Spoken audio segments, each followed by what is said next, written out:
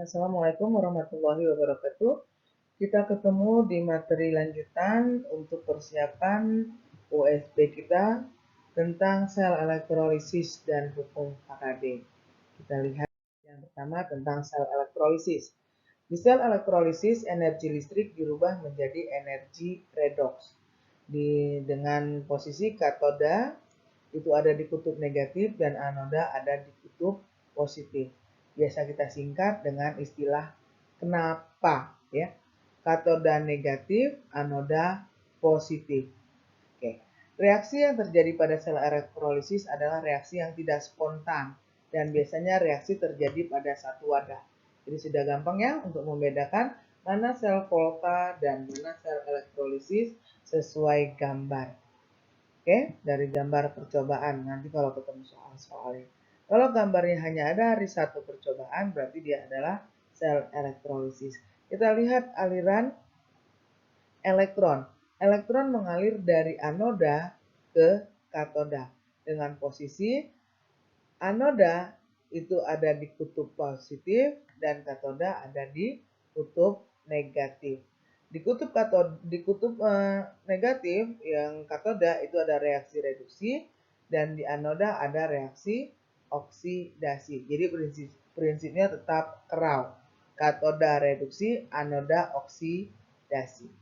Oke, kita lihat ke sel elektrolisis. Reaksi-reaksi yang ada di sel elektrolisis. Pada katoda, kita harus melihat dulu kationnya siapa. Jika logam aktif atau golongan 1A, 2A, dan Al termasuk Mn, jika dia larutan, maka air yang akan tereduksi. Tapi jika dia lelehan atau leburan, maka yang tereduksi adalah kation tereduksi menjadi logam tersebut. Sama prinsipnya dengan kation dari logam selain logam golongan 1A, 2A, Al, dan Mn. Oke. Nah, untuk di anoda, kita lihat dulu elektrodanya siapa. Jika elektrodanya inert, kita harus lihat dari anionnya. Jika anionnya sisa asam oksi, maka air yang akan teroksidasi menjadi O2. Dan jika sisa asam lain yang ada di anionnya, maka anionlah yang akan teroksidasi menjadi gas. Tanya ya. Bagaimana jika elektrodanya tak inert atau yang aktif? Maka anodanya yang akan atau elektrodanya yang akan teroksidasi dari logam menjadi ion positif. Oke, insya Allah paham. Kita lihat ke contoh soal ya nanti setelah kita mempelajari hukum Faraday. Hukum Faraday kita bagi menjadi dua, yaitu hukum Faraday 1 dan hukum Faraday 2. Hukum Faraday 1 hanya menghitung dari satu reaksi. Jika hukum Faraday 2 itu membandingkan dua reaksi atau membandingkan dua logam. Hukum Faraday 1 yang paling terkenal rumusnya adalah W sama dengan E IT per 96.500. E ini AR dibagi Bilox. AR dibagi Bilox atau jumlah elektron. I itu kuat arus dalam satuan meter, T itu waktu dalam satuan detik. Nah, untuk di Faraday 2 kita hanya membandingkan massa logam 1 dengan massa logam lainnya. Untuk lebih memahaminya, kita lihat, kita simak contoh soal. Ada dua contoh soal yang bisa share di sini. Kita lihat soal nomor 1 tentang reaksi pada sel elektrolisis. Elektrolisis larutan. Nah, kita harus pahami di sini. Larutan. Kalau kita sudah tahu ini larutan, berarti yang harus pertama kita perhatikan adalah logamnya. KCl. KCl kalau kita ionisasi menjadi K+ tambah Cl-. Berarti di sini ada logam kalium. Logam kalium di golongan 1A. Golongan yang aktif, golongan 1A. Berarti elektroda karbon akan menghasilkan. Berarti di katoda ada siapa? Golongan 1 wujudnya larutan, berarti ada air. Berarti yang akan tereduksi adalah H2O. Oke, menjadi H2. Kita setarakan 2H2O, sini ditambahi 2OH- ditambah dengan 2 elektron.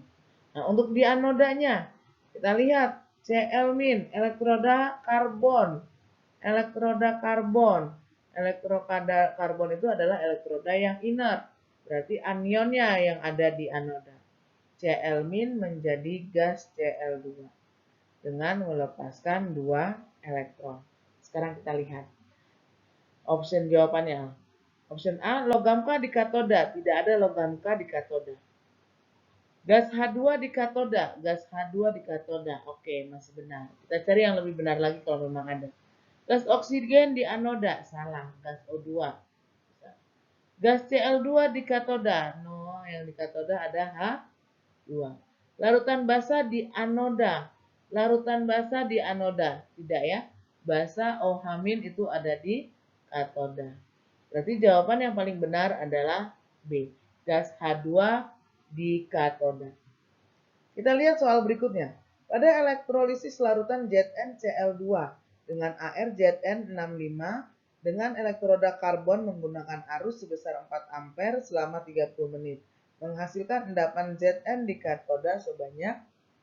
Ini kita langsung menggunakan hukum Faraday 1 karena ada di dalam satu reaksi. E I T per 96.500 sama dengan kita masukin E itu AR dibagi biloxnya ZnCl2. Berapa biloxnya Zn? Di sini kita dapatkan plus 2. AR-nya 65. Berarti 65 dibagi 2 dikali I-nya 4 ampere dikali T-nya 30 menit, kita rubah menjadi detik, berarti dikali dengan 60 per 96.500. Insya Allah tadi kalau dihitung, kita hitung, itu berarti kurang lebih akan dihasilkan 2,4 gram. Oke. Insya Allah paham untuk materi sel elektrolisis. Yang penting kamu ingat adalah kation dan anionnya dan wujud kation, wujud dari senyawanya. Oke, insya Allah cukup memahaminya. Kita ketemu lagi di materi berikutnya.